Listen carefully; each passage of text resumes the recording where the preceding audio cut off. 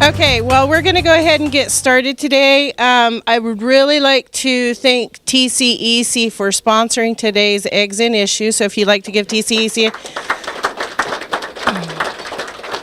I think we have some people from TCEC. If you'd like to stand up so we can really say thank you.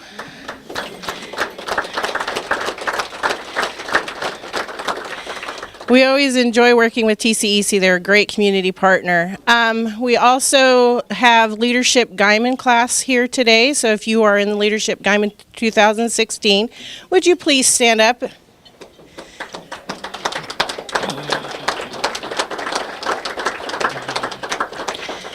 They're looking forward to, today is their county government session. So they're going to have a busy day and learning all about our county government. And we'll also be taking a trip to Oklahoma City the end of this month to visit the state capitol. So if you're interested in attending with us, Panhandle Day at the Capitol will be March 28th and 29th. And we have a registration form for you to fill out, and you can find out what's on the agenda, and you can attend, and it's a really great time for us to participate downstate. There's 3 chairs up here for 3 people. You have to walk in front of everybody. And I think, David, there's a chair over here by Renee if you'd like to sit down today. Oh, we're bringing in extra tables. Okay. So it looks like right now we have one of our state elected officials here today. This is Casey Murdoch, and he's our representative for our district, and he's been a busy fellow the past couple of weeks in Oklahoma City. So he looks a little rough to the wear, I'm afraid, this morning. So if we don't have another one show up, we can spend all of our time with Casey this morning. So I'm sure he's really happy about that. But we have kind of a protocol. If you have any questions or anything after they're through, you can raise your hand and I'll come and give you the microphone. Just because we can hear you here, TV Land can't hear you, so we'd like to have everybody listen to your question in case they have the same one. So just be patient. There's a lot of people here today, so Tracy is working very hard, and we'd like to thank the Ambassador Restaurant too, because they provide a great breakfast. So without further ado, take it away. Thank you, Jada. Thank you, guys. Yes, it's been a rough month that we've been in session. You know, after the first week, it seemed like deadline week. And, you know, deadline week's the last week of session, and towards the end of May, you're trying to push bills through. Stress is through the dome on the Capitol. People are mad. They're tired. They just want to go home. We started this session, and that was the feeling first day. The stress down there, you know, looking at $1.3 billion hole in the budget and growing. It's ugly, and it's getting uglier every day. We're looking at probably another budget fail from last year. They're going to announce it next week. I was in budget meetings yesterday morning, and Chairman Sears, the chairman of A&B, said we're not going to announce it till next week. I don't know. I'm kind of the theory it's going to pull the Band-Aid off, pull it off quick, and get it over with. But what? Okay. They can't hear you in the back. So we're waiting for February numbers to come in. We're kind of hoping February might bring it up a little bit, but next week we'll announce. But we are looking at another budget fail from last year's budget, which will mean more cuts across the board to state agencies, which is always ugly. Yeah, Jada said I kind of look a little wrung out. This week was a tough week. We just hammered bills out all week. So next week is deadline to get House bills out of the House and move to the Senate. So we're just hammering bills out right now. And it's some of the bills that's not pretty. Some I wondered how they even got on the floor. Looking at the budget that we're looking at, but I guess you've got to have a little breather in between all the tough bills that we're arguing. Wednesday, we debated a bill for 2 hours on the floor before we voted on it, and it got pretty bad. But in all the doom and gloom, there are some upsides. We have passed some pretty good bills. Yesterday, we passed J&C reform, Judicial Nominating Committee reform. I think that should maybe help, where they took down our 10 Commandments, or the Oklahoma Supreme Court ruled that we had to take the 10 Commandments off the state grounds around the Capitol. This reform bill, we should get a few more, I don't know about conservative judges, but we're not going to have as many liberal judges on the bench. There was an amendment to this bill. It was a speaker's bill. Jeff Hickman ran this bill, and one of the lawyers. So right now, I don't know if maybe I should start over. The way the judges are appointed today is the Bar Association picks the judges, gives the list to the governor of who they would like. That's incorrect, Representative. Is that? I'll explain the process a little bit if you like. Yeah, go ahead. We'll start there, and I'll tell you. Or would you want me to go ahead and finish my spiel, then you come in later? Okay. So anyway, we passed this bill yesterday. It wasn't as contentious as I thought it was going to be. Felt School came down. The whole high school, I think we set a record. There was more people from Felt in the state capitol at one time than any other time in state history. There wasn't many people left in Felt, but the whole school was there. And I'd gone up and talked to them and kind of was showing them, the process and give them a tour. And I said, now when this bill hits, it is pretty much split right down the middle on fors and against. And I said, you're probably going to see some good debate on this bill. No, there wasn't hardly any debate. There was some maneuvering, some chess playing, as far as people trying to capture the bill, amend the bill, bring the amendment back up. It's very, very interesting for the high school kids. They learned some of the strategy on the floor, but there wasn't any debate. And a colleague of mine, John Michael Montgomery, ran a bill which would allow high school, right before this, allow high school kids, juniors and seniors, to intern at a business and get high school credit for interning, working at a business. They debated the heck out of that bill. I thought that was easy. And that's kind of, it'll shock you on some bills that will raise questions, and they'll question 30 minutes to an hour on a bill that should be easy, and a bill that you would expect to have a lot of debate on. This goes right on through. So we did that. We did pass a anti-abortion bill earlier this week, which I'm proud of that. We, even though as bad as it is right now, we're still able to do some good work.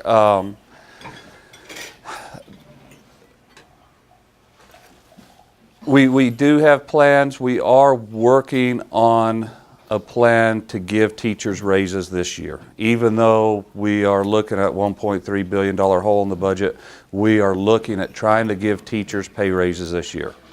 And then also our county roads and bridges and transportation, we have a plan to keep the 8-year project whole, where we don't lose the momentum that we have going forward with ODOT. So I have one bill left that did not get killed in committee, or that the chairmen of the committees just wouldn't hear, and that is my school land bill. Is still alive. It is going to be up this coming week. So I am hoping that we can address that issue. It's been an issue for, 100 years?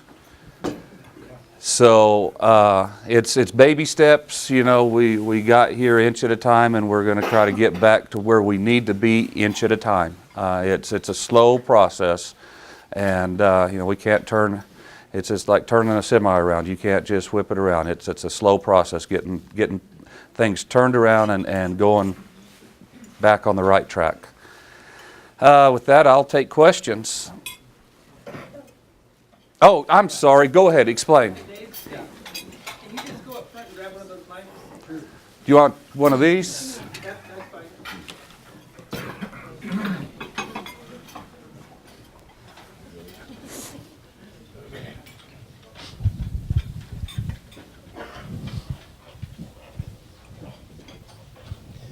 Well, I think a little, do you hear that, all right? I think maybe a little history about how we have the present process for selection and nomination of appellate judges might be helpful. In the 1960s, 3 Oklahoma Supreme Court justices took bribes in the form of campaign contributions, and the bribes in today's dollars would have been about $2 million, in the $2 million range of bribes. As a result of that, the first one went to prison for income tax evasion. The other 2 got indicted for the same thing. One was impeached, and the other one resigned before going to prison. As a result of that, the Judicial Nominating Commission, the JNC that the representative mentioned, was established. And the way that works is originally there were 13 members of a Judicial Nominating Commission. This went into effect in 1969. We've had that system ever since. And we have not had a single scandal. We've not had a single bribery since that went into effect. The JNC is composed originally of 13 members, 6 selected by the governor, and they could not be lawyers. The other 6 were elected by lawyers from the original 6 congressional districts in Oklahoma. Those 12 then selected a 13th member who could not be a lawyer. So there were 13 members on the commission, and that commission, when there is a vacancy on a district court position or on an appellate court position, then those 13 members of that Judicial Nominating Commission review the applicants for that position. The applicants are screened by the OSBI. They are then interviewed by the members of this commission, and it's strictly nonpartisan. The political party or affiliation of those applicants never comes up. And that's the way the process worked very, very well until about 4 years ago, when the legislature decided that we're going to put a little bit of politics back in the commission. So a bill was enacted that now lets the Speaker of the House appoint a member and lets the President pro tem of the Senate appoint a member. So there are 15 members. Well, the commission still works very well. All appellate judges, the Court of Appeals, the Court of Criminal Appeals, and the Oklahoma Supreme Court, anytime there's a vacancy, lawyers can apply for that, but they have to apply and they have to be screened, and that commission has to send 3 names after they've reviewed the applicants. They send 3 names to the governor, and the governor then makes an appointment. And those justices or judges, they serve, the appellate judges, serve their 4-year term, and then their name comes up on a retention ballot. And if they have misperformed or non-performed, then they can be removed from office by that process. But the politics have been totally out of the system until now.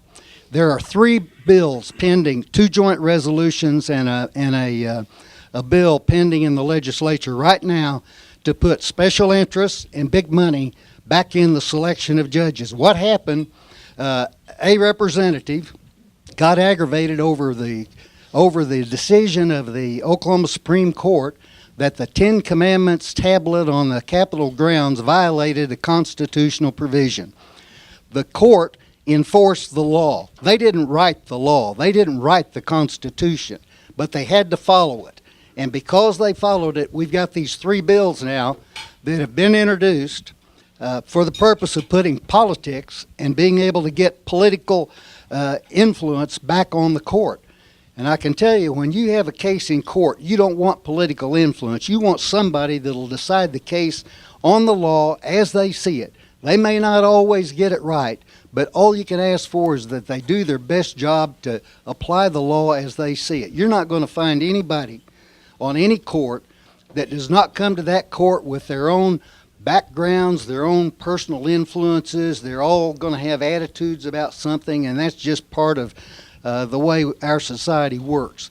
But our system is not broke, and I'm disappointed that Representative Murdoch signed on the joint resolution to provide election of appellate judges. And that joint resolution would provide, Representative, that all Supreme Court justices, even the ones from our district, would have to run on a statewide ballot. Now, guess where most of the people are who are going to vote on a statewide ballot? Think what that's going to do to rural communities and the voice they have in making a vote count for a Supreme Court justice. We just don't need that process. Our process that we have now is not broke. We're one of 33 states that uses this merit selection process of the Judicial Nominating Commission. So I hope Representative Murdoch will talk with all the lawyers and all the judges in this district that he possibly can, and let them express their attitude about this bill. A good example of how it works, Pennsylvania elects, they elect their judges. Illinois elect their appellate judges. The last election session in Pennsylvania, $16 million went into the Supreme Court justice race. Now guess what those folks were wanting back for that $16 million. That broke the previous record set in Illinois for $15.1 million.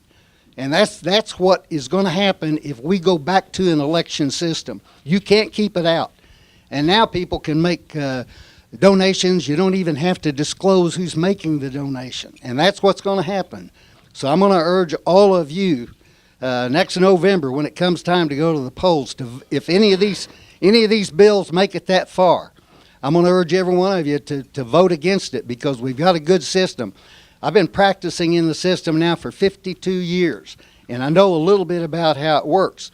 The joint resolution that Representative Calvi first offered, to give you an idea about how these things happen, it said that all 9 of the Supreme Court justices, all 9 judges on the Court of Criminal Appeals, and all 12 judges on the Court of Civil Appeals should be elected.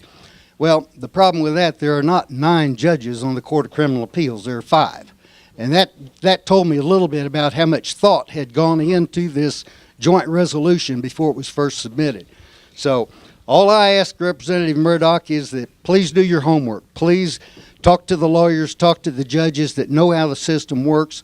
We've got a terrific system, and I hope that all of these bills that want to change it or influence the Judicial Nominating Commission, one of the provisions in some of this legislation is that all judges have to be confirmed by the Oklahoma Senate. Well, you know, that politics right back in there. And right now we don't have it in there, and it doesn't have a place in the judicial system. So that's all I've got to say, and I just I appreciate the dedication and work that our representatives and senators put into it, but I do hope you'll do your homework and talk to the lawyers and the judges in your district and see how they feel about this legislation. Thank you. This was more debate than I heard about this on the floor of the House. So, this to let you know, Calvi's bill that he was running is not going to be heard. It's the Speaker's bill that was passed yesterday. The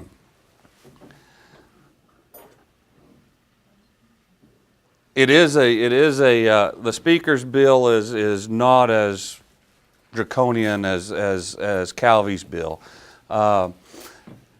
let me give you a little history. When I signed on to that resolution in June, I believe is when it was a knee-jerk reaction.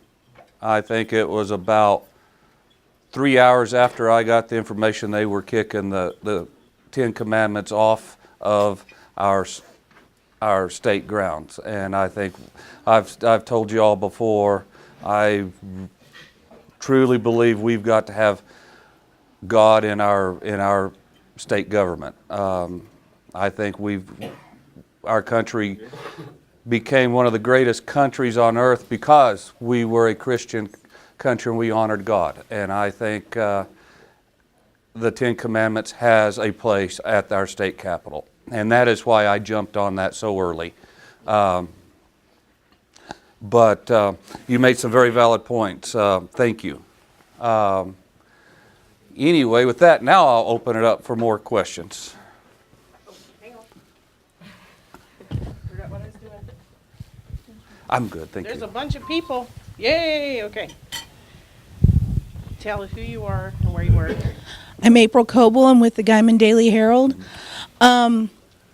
I was reading over information from House Bill 2665. It talks about removing able-bodied adults under a certain income level from the Medicaid rolls.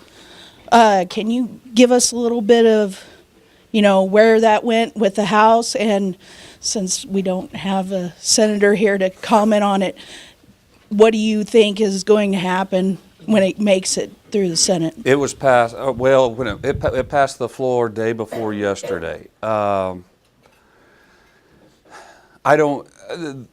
I wish Bryce was here because sometimes I scratch my head on some of the things the Senate does. Bryce does a good job, but there's still 40 some more of them that I scratch my head on some of their decisions on what they do. But with $1.3 million hole in the billion with a B hole in the budget, everybody's going to be cut. That's just how it's going to be, and we're looking at cuts across the board.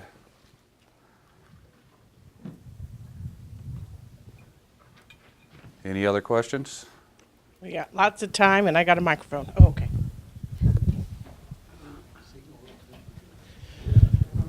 Mark James Mullins, High Plains Biodiesel. My question, has sequester been considered? Has even such as a reduction of certain benefits or otherwise if there are additional issues with the budget? Yes, and the way it works right now, when we go into budget fail, there is a across-the-board cut to all agencies, and that's how we do it in law. They're set up. If we go into a budget fail, it's automatic across-the-board cuts, even every agency. What the House wanted to do last month when we hit the budget fail a month ago, we wanted to go in and act on the budget fail and what happens then is we're able, if we act on it, we can go in there and we can cut. I'm just throwing this out for example, say ODOT, we can cut them 10%. And I think across the board last month was 3%, and that's what we're looking at again. This month is a 3%, and we're wanting to get in there and, as you say, cut ODOT 6% and leave Common Ed flat and not get into our schools, because I mean they're already struggling right now. But we have to have consensus on the Senate side also, and they're not wanting to do that. The governor's office wants to get in there and address this and pick which side, or pick the cuts that we want to make instead of across the board. But we have not gotten any help from the Senate yet on that. So yes, we do. It will be cut across the board probably next week, unless we get in there and do something next week when this next budget fail comes in. It'll be a 3% cut across the board.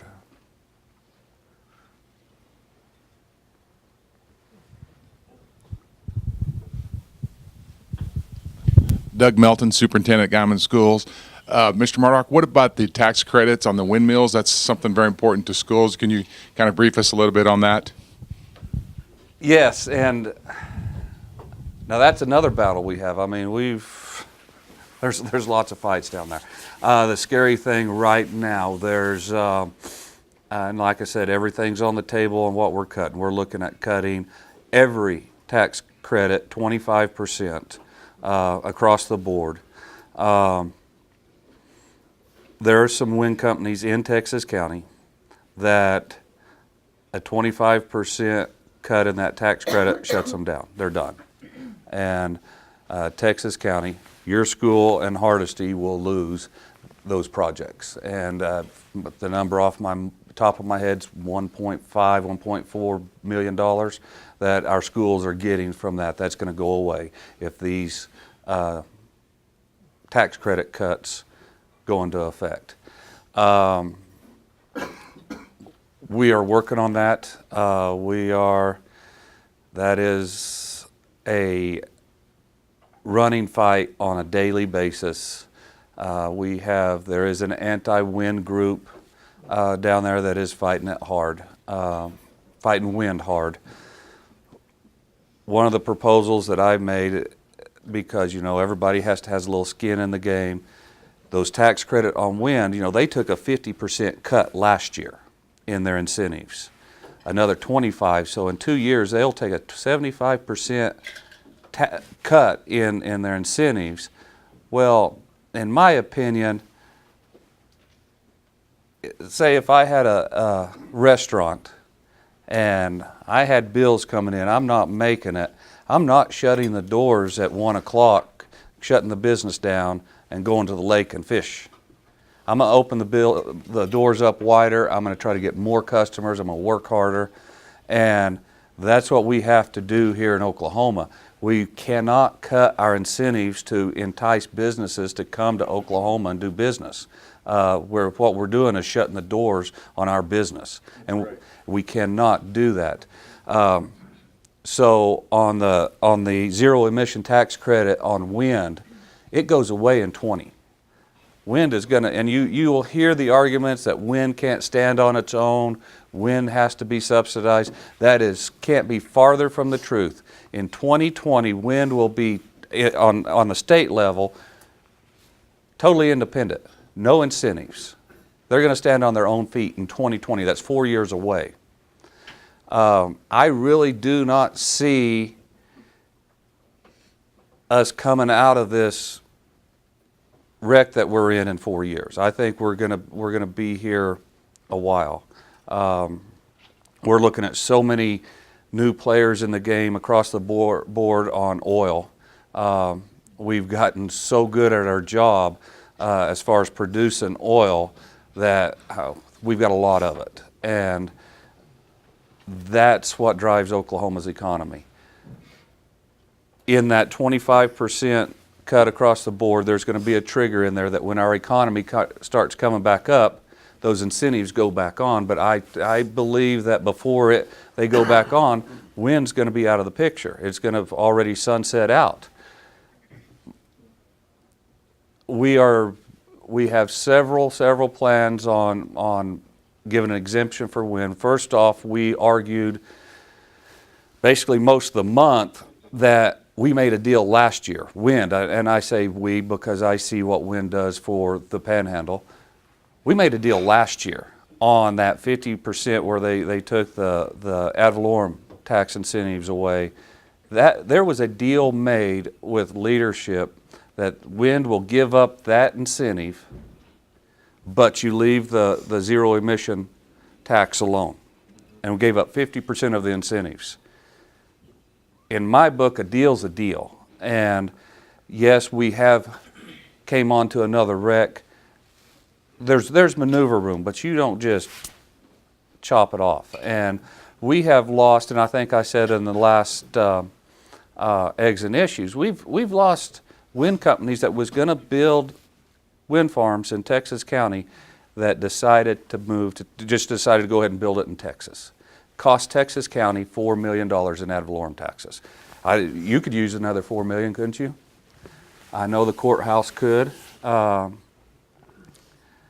shutting our doors for business is what we're doing. And, right now in Oklahoma, the main drivers for our economy, for our state budget, is oil and gas and agriculture. And Leon, agriculture is not doing too well right now either. Corn's not high, and you think cattle are high, but they're losing their shirts. Oil's $32, $34 a barrel.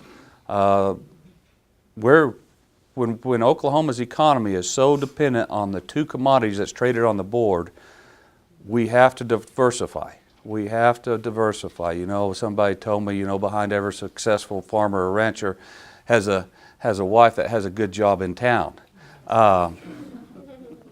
Oklahoma needs to have that wife that has that good job in town, and what that is, that's other industry here in Oklahoma producing goods and products. And wind is one of them. And it doesn't cost anything. Once they get that windmill up and paid for, that wind blows every day. Why I jumped on board on wind so fast and so hard is I see what it's doing for our schools. Fargo School built a whole new school facility because wind moved into their district. Fort Supply, I think that was kind of the first wind farm to kind of go up. They were struggling. They were fixing to shut the doors. They got wind in their district now, and at the last I heard, last year or the year before, they had $1.5 million carryover. Goodwill schools. Goodwill was struggling. I'd heard that they had let teachers go at Christmas, a year ago Christmas. That wind farm that's being built south of Goodwill, they're fixing to be off of state formula altogether. And one thing I was able to do for Goodwill, and you probably realize this, the way the ad valorem exemption works is when they go off, they'll go off state formula, but as soon as those windmills are assessed. Now the state reimburses the school districts for ad valorem, but there's about a 6 to 18 month gap in there before they get their check. And for a school like Goodwill, they can't survive 6 months with zero money coming in.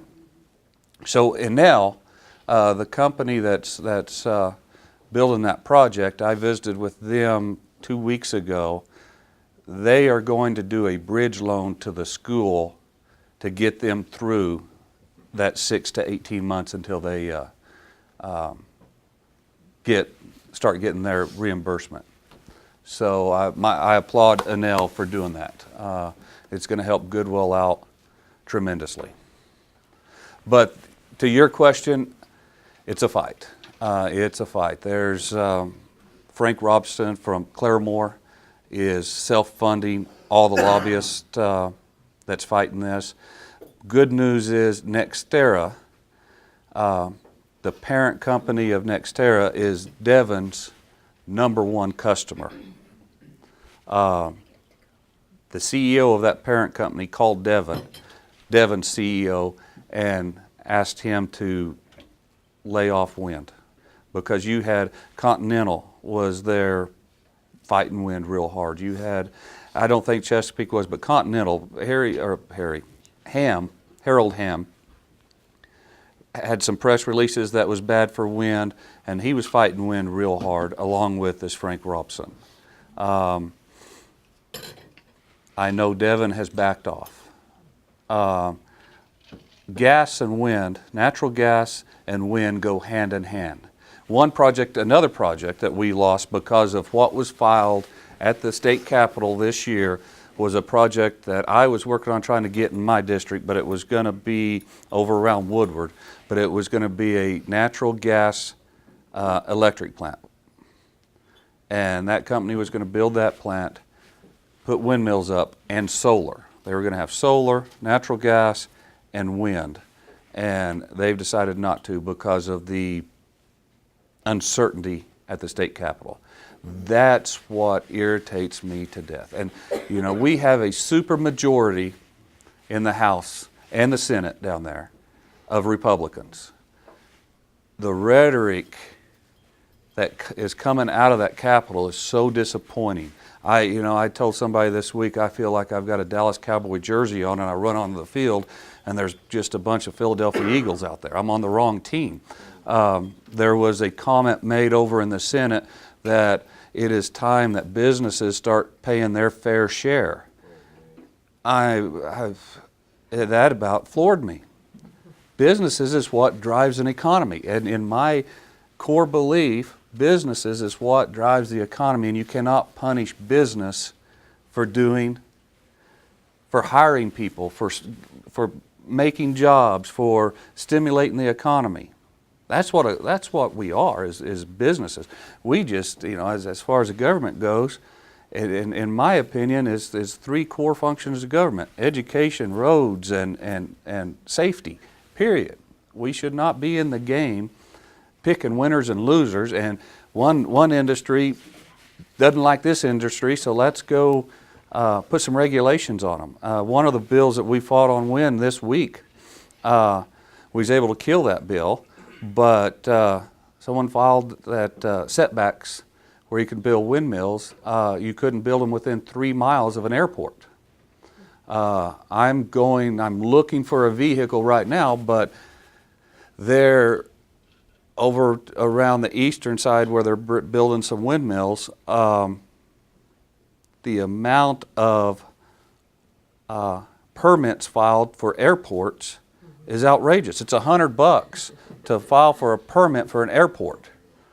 And the bill I'm going to file is if you file a permit for an airport, if you have not completed it in a certain amount of time, you're going to be fined a certain amount of money. I mean, you're going to have a little skin. You're not just going to put $100 in and say, okay, we've got these airports.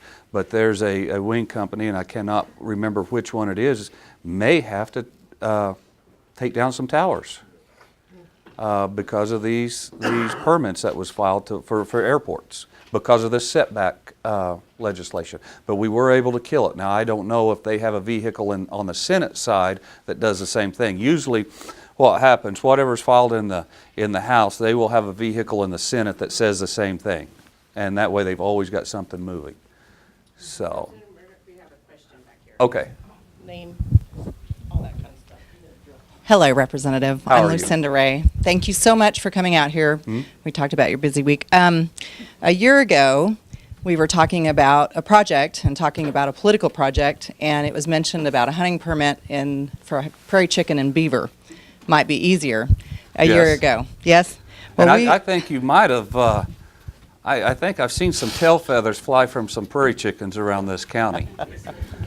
And so my question is, as a constituency, we've asked you to take a stand doing homework on the political process of keeping land in Oklahoma.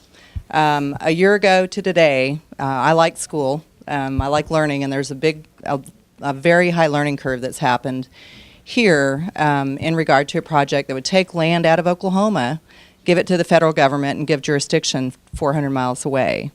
And so going to the municipal leaders in this area and a lot of officials, we have representation from 100% in this area that say that's not economic development because it creates a different playing field as far as tax exemption, as far as the businesses that compete with our businesses that are tax exempt. And then all the proceeds and revenues would go 400 miles away. And so right now, I understand the new deadline is March 28th. And so this is the time for our governor to hear from our elected officials. Senate doesn't get to vote. So I'm asking if you've taken a stand, and we asked that if you've written a letter, our governor needs to hear from you, if you have or have not, as also does the Department of Interior and BIA. So have you taken a stand?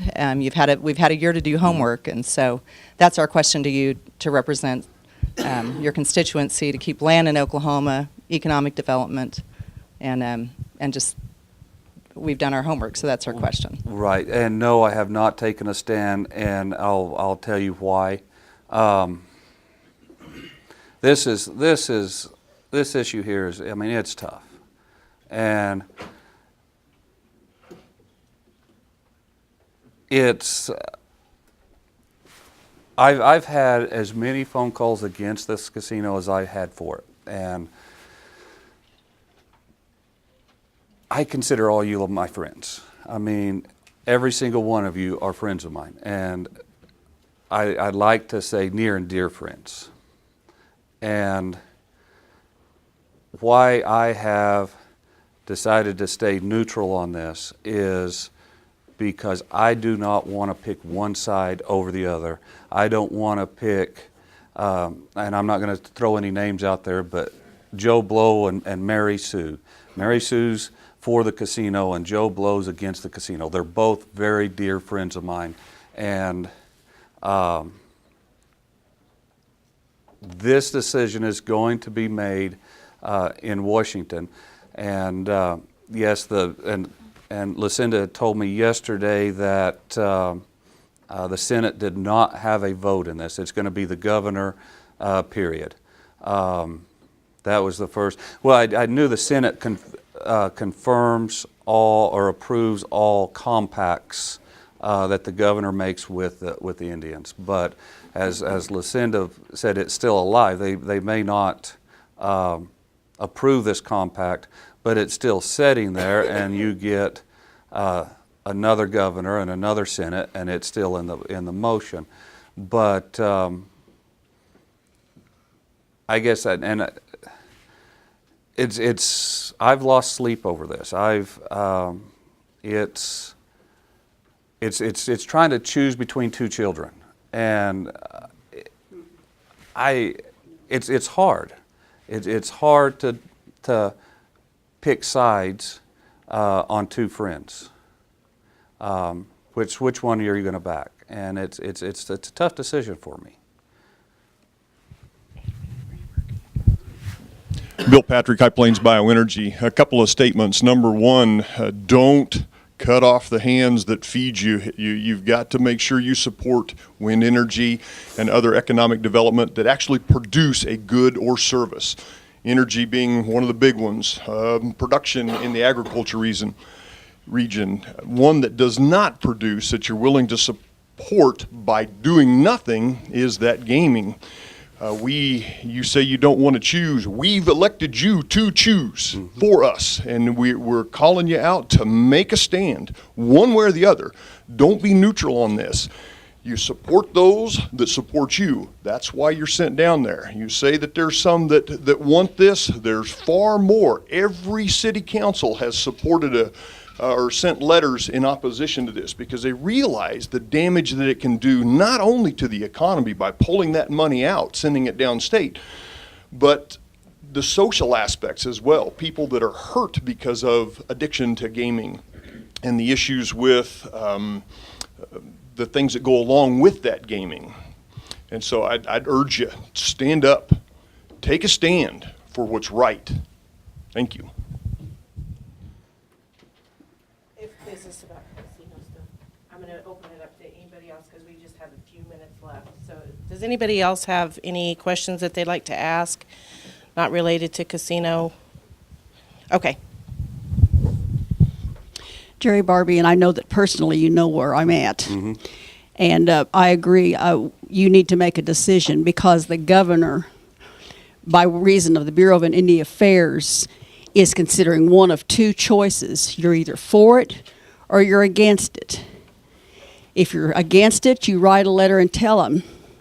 If you're for it, you write a letter and tell them, or you choose to do nothing, and they count that as for it. So apparently what you're expressing to us today is that you're for it. No, I'm not for it. And it's not between a child and a child. And that may have been the wrong example to use.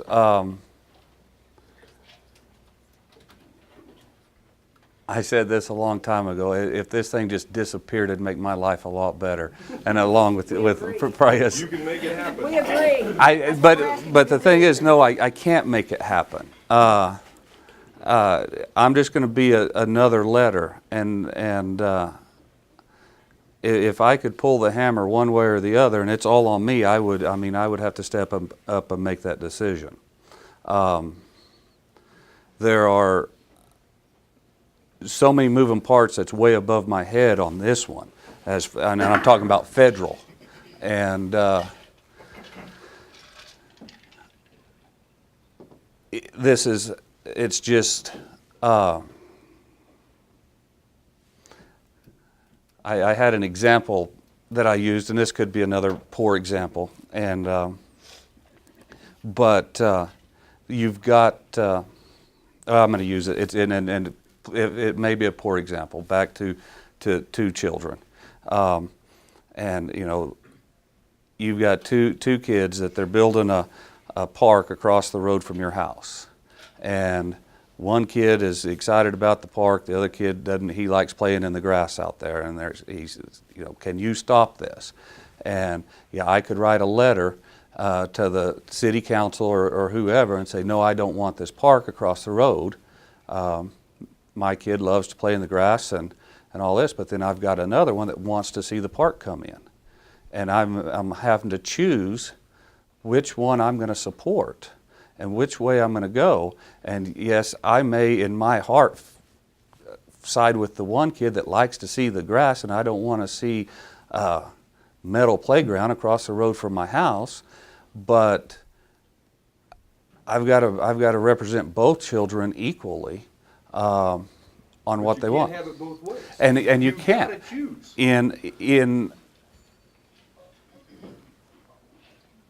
We elected you to choose. You did, on state issues. This is, We're part of the state. we are, but the federal government is the one that's making the decision.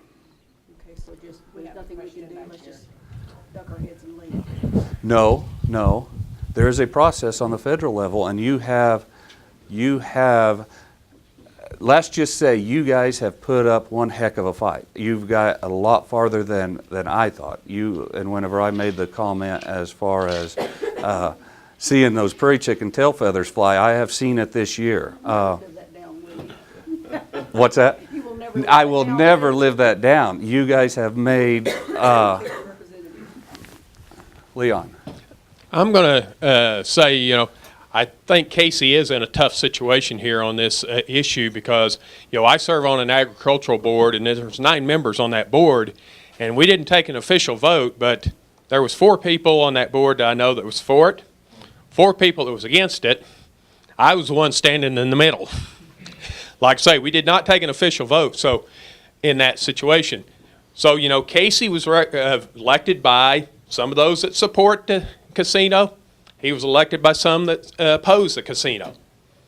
To where I understand his illustration of the 2 children and, you know, which way, it's a tough decision, you know, and because if he votes against it, he's going to make those that support it mad, and they elected him also, and they're going to come to him and say, hey, I elected you to go represent me. Why didn't you?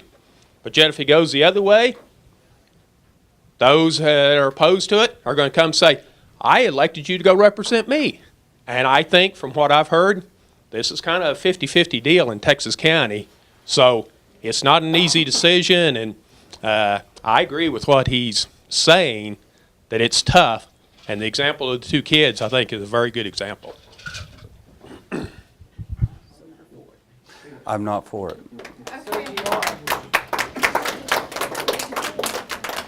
Well, if you are supposed to be at work at 8 o'clock, you probably need to go. Sorry. Anyway, I'd like to thank everybody for attending Eggs and Issues this morning. It's a great service provided by the Guyman Chamber of Commerce. And once again, thank you to TCEC for sponsoring breakfast. Thank you.